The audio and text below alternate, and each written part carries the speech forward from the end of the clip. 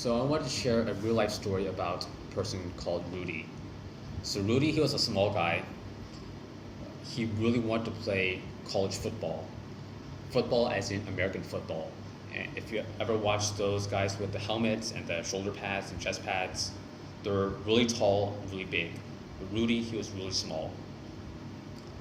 He had a strong desire to become a football player though on his college team in Notre Dame school, a college in America.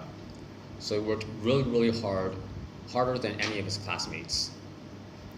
He did that for many years, and finally he became part of the college football team in Notre Dame, but only as a bench warmer, as in he never got any real play time.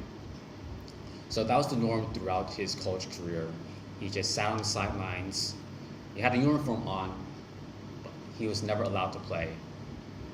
Up until the very last game of his college career. So during that game, at the end of that game, his team was up by a significant amount of points, at a point where there was no conceivable way that the opposing team could catch up.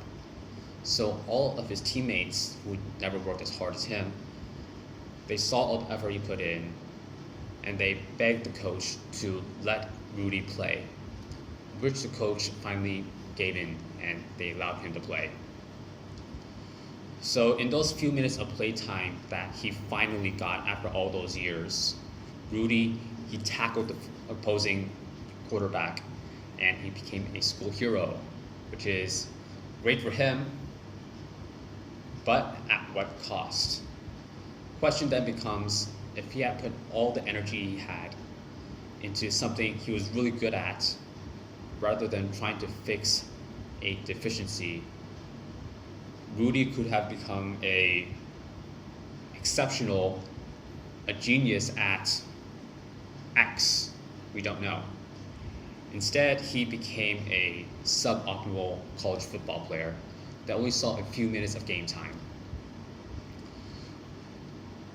So the point I want to make today is it's important to, if you're a person that has that drive to make something of yourself, question becomes, the point I want to make becomes, rather, is you should work hard in a thoughtful place. So for my own case, I've been an English teacher, and I found I'm deficient at working with small children, which in Thailand that is 11 to 12 years old. People don't mature as fast here in Thailand as back home in the States. I digress. So I'm not really good at working with small children. I think I've become okay to above average with them though, the 11 to 12-year-olds. I don't think I'll ever be great at it though. It's just not part of my personality. I don't have the mentality nor the patience to work with irrational minds. Instead, I have natural talent working with youths, say older teens, maybe even above that. I see it in the case of my 9th grade class. I think I helped them. I pointed them in the right direction in a way that none of the previous teachers in past years could.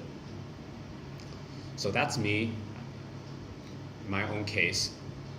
So especially in your 20s, when you're not completely sure who you are yet, there's going to be a period of exploration.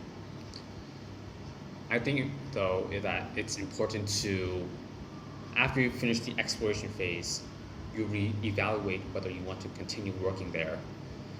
And after that reevaluation, you pivot. You decide to continue on the path you've been on, or you change directions and try something else. So you explore, you reevaluate, then you pivot.